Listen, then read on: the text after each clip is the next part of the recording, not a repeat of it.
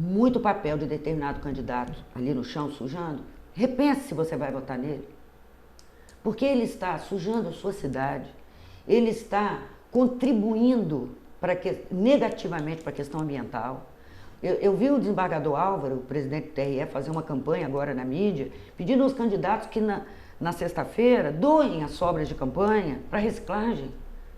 Doem os banners, as faixas, os santinhos que sobraram. Vocês têm até sexta-feira para fazer isso. Doe para reciclagem. Nós temos a Ascamarga aqui em Guarapari, que vai gostar muito de receber todo esse material reciclado. E não vote nesse candidato que sujar as sessões. Por favor, é o pedido que eu faço. Outra coisa que seria interessante, questão de transporte, de levar o eleitor para a urna. Ai, muito obrigada. Esse assunto também é um assunto que tem me deixado bastante preocupada. Vou dizer por que eu estou preocupada.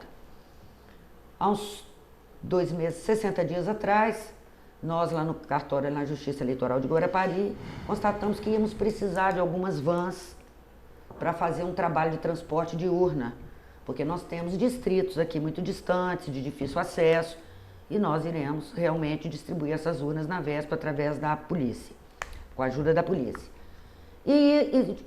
Concluímos que iríamos precisar de algumas vans. Qual foi a nossa surpresa? Ligamos para alguns proprietários de van de Guarapari, e eu não sei se propositalmente ou por desconhecer, olha, infelizmente não podemos alugar essa van para o eleitoral, porque nós já alugamos para o candidato para o dia da eleição. Bom, quero avisar senhores proprietários de van, senhores candidatos, este crime tem pena de 5 anos de reclusão. Oferecer transporte gratuito para eleitor no dia da eleição é a mesma coisa que comprar o eleitor com dinheiro.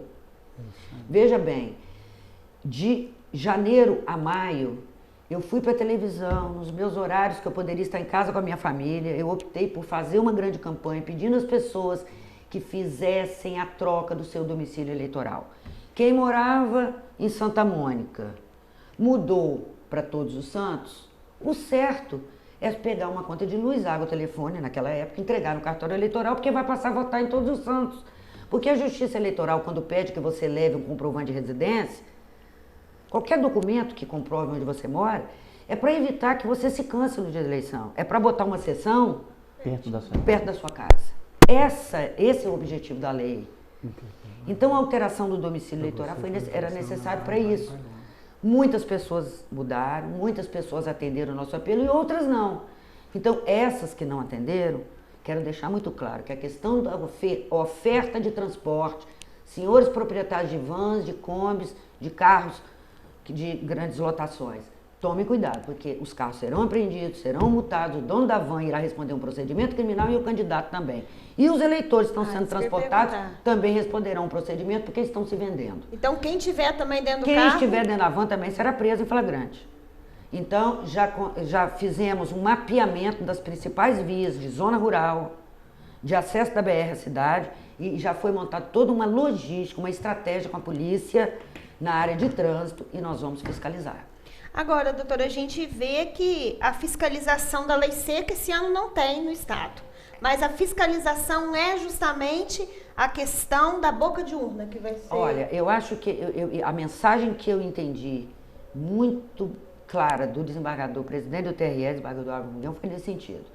Nós não temos grandes estatísticas de registro de pessoas embriagadas contribuírem para o desassossego do dia da eleição.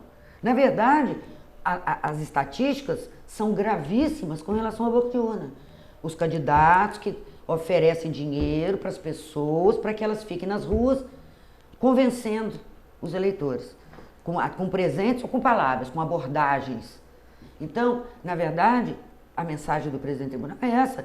Por quê? Alguém que chegue embriagado na sessão para votar, se ele entrar embriagado, se dirigir até a cabine e der o voto dele, esse problema, ele será respeitado.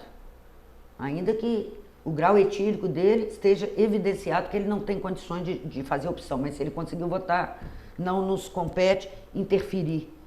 Ele fez a opção de votar embriagado.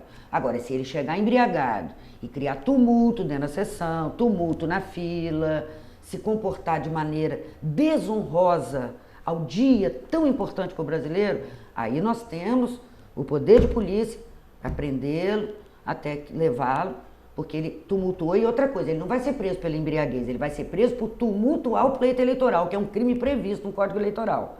Qualquer pessoa, embriagada ou não, que tente tumultuar a regularidade, a paz do dia das eleições, ela é presa em flagrante por estar tumultuando uma expressão tão legítima da democracia, que é o direito de voto. Sim. Então, transporte, fique bem claro, quem está sendo conduzido, quem está conduzindo a van, o dono da van e o candidato, todos serão processados criminalmente. Agora, vou fazer só mais uma pergunta, Não, fica à Fabiana. vontade. Eu queria saber a respeito da selfie na Olha, urna, né? Que hoje o celular, todo mundo onde vai carrega. Eu costumo brincar, dizer que o celular hoje virou um membro, né? Nós temos cabeça, braço, pernas e mais um membro que é o celular. Então nós já estamos antevendo que algumas pessoas não vão querer entrar para a cabine deixando o celular. Porque o que nós fizemos? Nós repaginamos as sessões. Então tem a mesa dos mesários, a mesa da cabine, e agora nós vamos ter uma mesinha vazia, próxima à cabine, num ângulo que o eleitor de dentro da cabine possa visualizá-la, onde ele poderá depositar o seu celular. Então ele ainda vai para a cabine e pode ficar olhando o seu celular. Porque o ideal será que a pessoa deixe seu celular em cima da mesa, volte, pegue seu celular, pegue seu título e vá embora. Mas tem aquelas pessoas... E o documento. E o documento que nós vamos falar nisso depois, né? Mas, na verdade, a nossa esperança é que todo mundo tenha um bom senso de deixar o celular ali. Mas tem pessoas que o celular integram o corpo dela, né? O celular passou a ser um órgão ou um membro, né? Chega a doer quando tem que ir. Então, essas pessoas, nós não vamos tirar celular à força, porque nós estamos falando de um dia de muita democracia. O que nós vamos persuadir, então, essa pessoa a desligar o celular? Se ela não quer se desapegar dele por alguns segundos, ela então desligue, porque nós não vamos admitir que ninguém entre para a votação na cabine com o celular ligado. Por dois motivos. O primeiro é aquele desejo incontido que as pessoas têm de se fotografarem perto da urna. Impressionante. Aí elas fazem a selfie, Impressionante. ou então fotografam o próprio voto e postam nas redes sociais. Gente, você está demonstrando um absoluto desconhecimento do poder que você tem. Eu costumo dizer que candidato não tem importância nenhuma. O candidato está ali para convencer você a votar nele, porque o importante é você, eleitor. A pessoa mais importante do dia da eleição não é o juiz, não é o promotor, é o eleitor, gente. Não é o candidato, não é a polícia. Grande espetáculo, quem vai dar é o eleitor. grande espetáculo é o eleitor. Então, como é que você vai estragar esse espetáculo postando numa rede social uma selfie onde aparece em quem você votou? Você está menoscabando a sua capacidade e o seu poder. E você está tornando público. Se você quiser depois dizer em quem você votou, vá pela rua anunciando. Agora não fotografe a urna, que você está comprometendo o processo. Outra coisa, dependendo da quantidade de selfies, dependendo do que for postado, será uma vergonha para Guarapari, porque nós ficaremos muito mal vistos em rede nacional. Antônio, agora, gostaria de dizer o segundo motivo, já que ela me deu esse grande gancho aqui, bastante antenada, seu jornalista.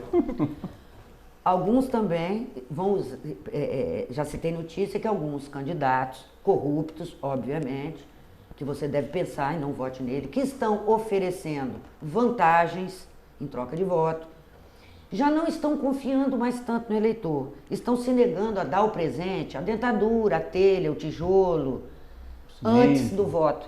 Eles estão orientando aos eleitores que fotografem o voto. Depois da eleição, eles passam lá, mostram, comprovam que votaram, aí recebe o brinde, o presente. Você está se vendendo, e isso é crime. E quem está te comprando é criminoso também. Porque nessa história, não é como o ovo e a galinha, né? Corrupto e corruptor, dois criminosos. Bom, a gente vai fazer mais um intervalo, né? Já foi chamada a atenção que nós passamos mais uma vez da hora, do tempo, mas está sendo maravilhoso, sensacional. A gente vai fazer mais um intervalo, daqui a pouco a gente volta com Sala de Imprensa. Até já. Já estamos de volta com o programa Sala de Imprensa, hoje 30 de setembro de 2014, nós estamos recebendo aqui na bancada, como você vê aqui à minha direita, a doutora Ângela Cristina Celestino, juiz eleitoral de Guarapari. Nós estamos aqui recebendo uma aula não só de direito eleitoral, da justiça eleitoral, como também de cidadania, de aprendizado, muito boa, por sinal, e o tempo, o espaço que a gente tem aqui e dedica a esse programa é exatamente para isso. Para levar as pessoas a terem conhecimento, para levar as pessoas a terem orientação no que fazer e especialmente neste dia de hoje, aliás, no dia de hoje não, neste dia de domingo, dia 5 agora, que vem, um dia especialíssimo para todo o Brasil. Nós teremos eleições para deputado estadual, federal, governador, senador e presidente da República. Então, um dia que é mais um dia que marca a nossa história e que poderá, aliás, certamente vai marcar o nosso futuro. E é por isso que nós temos a honra, o privilégio de trazer a doutora Ângela aqui, que está nos esclarecendo a respeito de vários assuntos, de vários temas dentro dessa questão eleitoral. Antonino, você ia fazer uma pergunta, a gente já começa, só lembrando, mais uma vez registrando, para quem chegou agora, nós estamos recebendo também a presença do Antonino Simões de Campos, do jornal Hora da Gente, e da Rafaela Santos, do jornal 18 Horas aqui da TV Sudeste, também do site Informe Capixaba. Antonino, por favor. Doutora, a senhora deve ter os dados estatísticos, né? A senhora acha, assim, quantos eleitores nós temos aqui hoje já? Nós temos 76 mil eleitores em Guarapari. 76 mil. E a quantidade de urnas? Olha, nós temos 274 sessões em Guarapari. É uma comarca, é um número de sessões bastante significativo. É uma comarca de um volume substancial. Falando dessa questão de urnas, de sessões e de eleitores, a gente começou, né, o programa, até em off a gente já conversava aqui, mas a gente começou o programa falando da questão da descrença.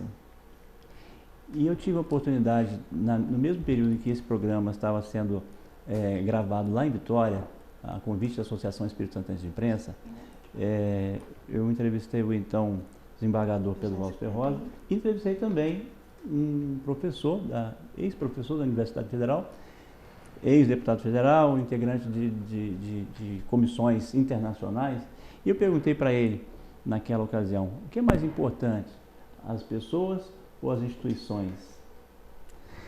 E aí, quando a gente fala de descrença, em quem nós estamos tendo mais descrença?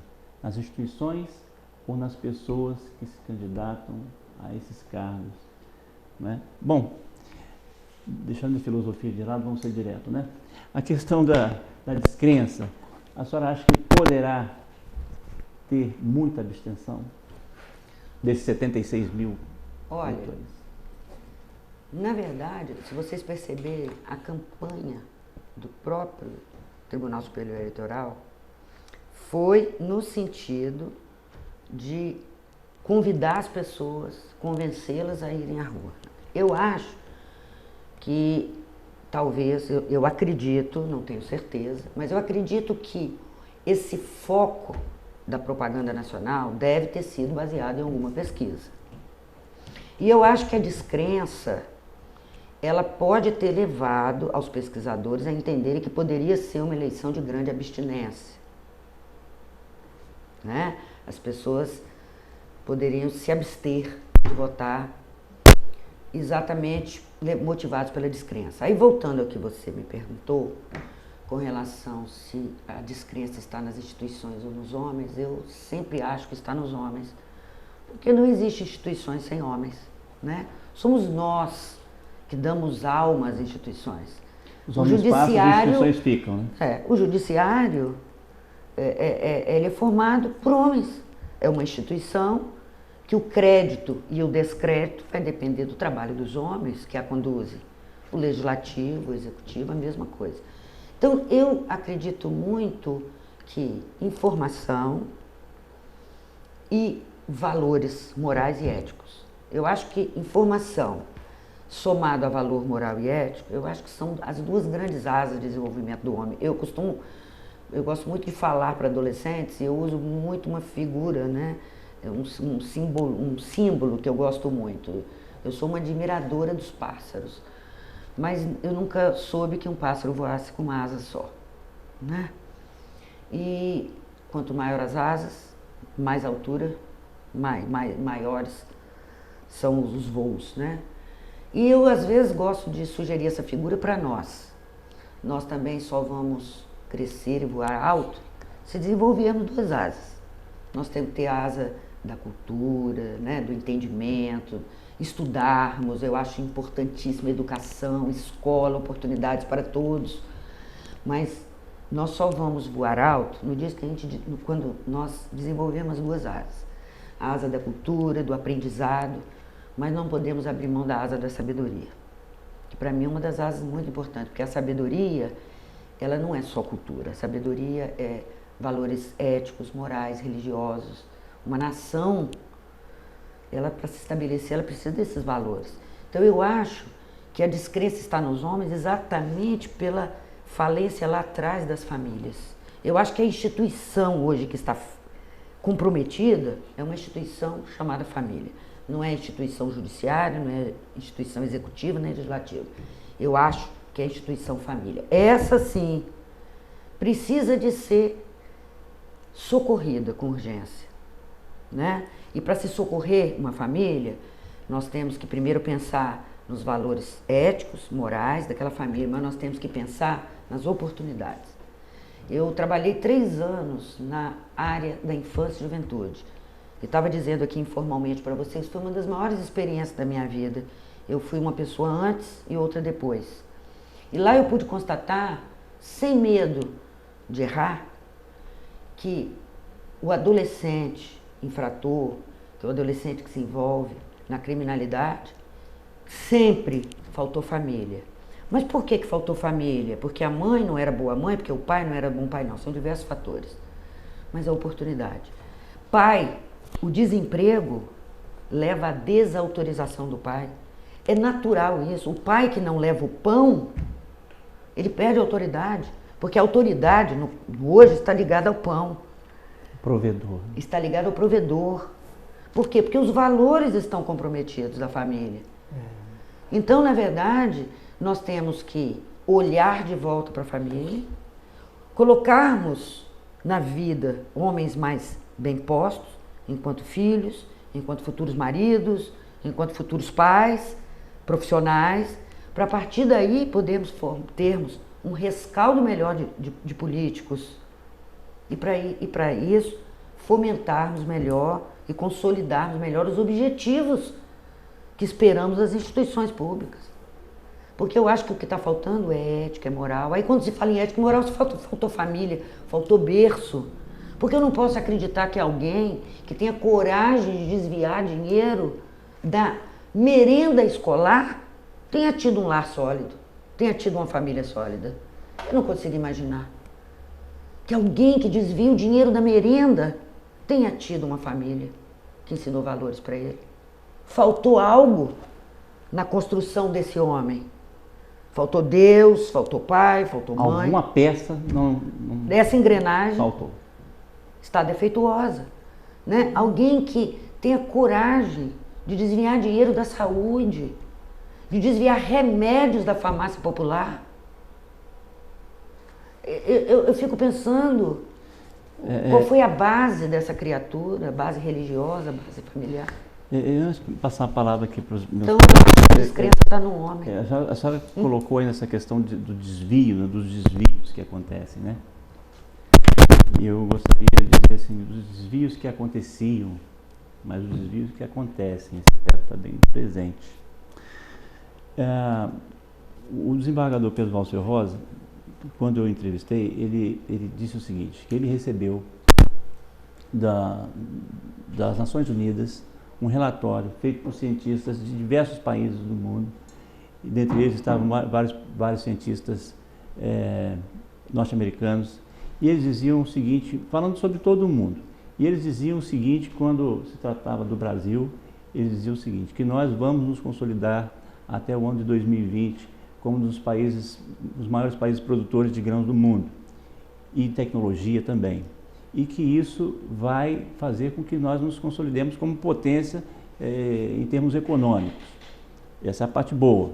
A parte ruim é que se nós não acabarmos com o desvio da merenda, com os remédios da saúde, da farmácia popular e de tantas outras espécies de corrupção, né, que existe no Brasil, nós seremos uma nação, a partir dessa segunda década, ou da terceira década, uma nação muito rica, com uma extrema pobreza.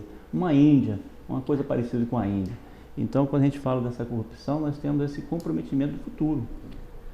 Esses desvios, né, que a senhora está colocando. Pois é, e agora a gente percebe, por exemplo, eu convivo com pessoas, eu percebo também que talvez hoje as escolas também possam começar a ter um papel de politização da criança, né? Eu tive a oportunidade de ser convidado por algumas escolas daqui, outras eu me ofereci para dar palestra. Desde maio eu venho desenvolvendo um ciclo de palestras, eu acho que eu percorri quase todas as escolas, acho que todas as escolas públicas de Guarapari, tanto municipais como estaduais. E eu tive a oportunidade de perceber, e isso me deixa com o coração mais acalentado, que a escola hoje, ela tem tentado passar noções de politização da criança e do adolescente. E pode ser que a gente consiga, nesse século, né, nas próximas décadas, formarmos adultos mais conscientes. Viu, doutora, eu sou um grande defensor da escola pública, mas de tempo integral. Por quê? As famílias estão desestruturadas, como a senhora falou. O único recurso que o Estado tem para ele formar cidadãos e ele coibir ou talvez rearranjar esse problema familiar é através da escola pública de tempo integral, mas aquela escola pública que tenha, né, atendimento médico, odontológico, que tenha ações lúdicas, culturais, que você tenha a prática esportiva, você fazer um ambiente, né, que transformador, que a criança passa o dia todo ali estudando, se transformando, porque ela vai ser um cidadão. A única coisa, um asfalto, um pedaço, uma construção, ele não vai superar nunca a capacidade do ser humano de transformar as coisas. Então, às vezes as pessoas dão muito valor, às vezes por uma construção, às vezes por um asfalto, às vezes por alguma coisa assim, mas não sabe a importância que ele deveria dar para o ser humano, que ele é muito maior do que isso. Olha, é muito interessante a beleza da Constituição, eu volto a falar nela outra vez, porque a evolução, né, da democracia, a evolução dos países, o país avança legislativamente falando, juridicamente falando, paralelo ao avanço moral e ético de uma nação. Haja vista que no passado nós tivemos a lei do talião, olho por olho, dente por dente, porque essa era a realidade daquela sociedade da época. A sociedade da época entendia que essa era a forma de justiça, porque esse era o conceito moral da sociedade da época. Se alguém me tira algo, eu vou puni-la tirando algo dela. E com a evolução, depois veio Jesus, né? E trouxe uma nova verdade. Veio o cristianismo, implanta o quê? O perdão. O amor. Né? O amor ao próximo, amar a Deus sobre todas as coisas e a próximo como a si mesmo, né? Então nós tivemos uma nova visão, porque a sociedade já estava preparada, e estamos nos preparando, né? Tem 2000 anos que nós estamos tentando nos preparar para essa verdade de Jesus. Mas ainda assim, o que eu vejo de muito interessante na Constituição é que hoje que nós temos uma Constituição chamada de cidadã, ela tem lá, se não me falha a memória, artigo 225 ou 227, algo muito interessante. Ela diz na seguinte ordem: a proteção do menor, a proteção do idoso, a proteção do hipossuficiente deverá ser dada pela família, na ausência da família, pela sociedade, na ausência da sociedade, o Estado. Olha como é que a Constituição se comportou. Essa é a ordem de prioridade. Quem tem que primeiro socorrer o jovem é a família. Então nós também não podemos pensar em escola integral para substituir a família, não. A escola jamais pode substituir a família. Porque a própria Constituição coloca nessa ordem. A lei coloca. Nós temos que lutar para que toda criança fique no seio da sua família. Por pior que seja essa família, nós temos que amparar essa família, reestruturar essa família e inserir aquela criança de volta na família. Havendo uma absoluta ausência dessa possibilidade de reconstrução daquela família, aí você busca na sociedade alguém para adotar aquela criança. Se você não encontrar ninguém na sociedade que queira adotar, aí entra o Estado, que vai dar o abrigamento dessa criança. Aí vem as casas de passagem. Ok? Por que a Constituição criou essa regra? Porque a importância está na família. É importante a escola de tempo integral? Imensa. Até porque os pais hoje estão indo ao trabalho para prover a família. E deixa as crianças... Né? Os pais estão saindo de manhã e voltam de noite. E deixa as crianças Isso. marginalizadas, Então, nas ruas. mas nós não podemos pensar numa Tirar. escola de tempo integral e dizendo para os pais, olha, agora deixa com a gente, o Estado vai existe. assumir. Não. O poder público não está obrigado a assumir a família de ninguém. Sabe aquele ditado da vovó, quem pariu Mateus que o balance? É um ditado muito Sábio. preciso, muito sábio. Sabe? Se você botou o Mateus no mundo, cuide dele. Doutora, agora me permita Né? interromper Agora, o só. Estado pode ser um grande auxiliar nesse ato de cuidar, dando ao seu Mateus toda a cultura, toda a merenda, alimentação, educação, ideias de civismo, civilidade, né? Que são coisas distintas. Né? Me permita interromper só. A senhora colocou, chamou a atenção, um gancho aqui, para algo que acontece hoje,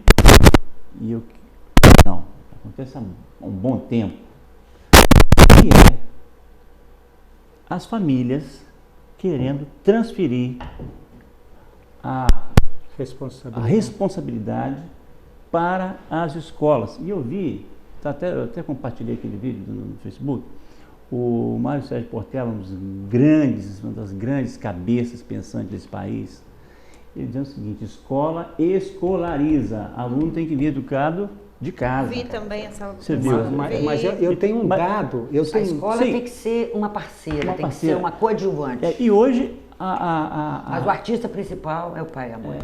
as famílias querendo transferir a responsabilidade de educação, de tudo mais, para a escola, para o professor.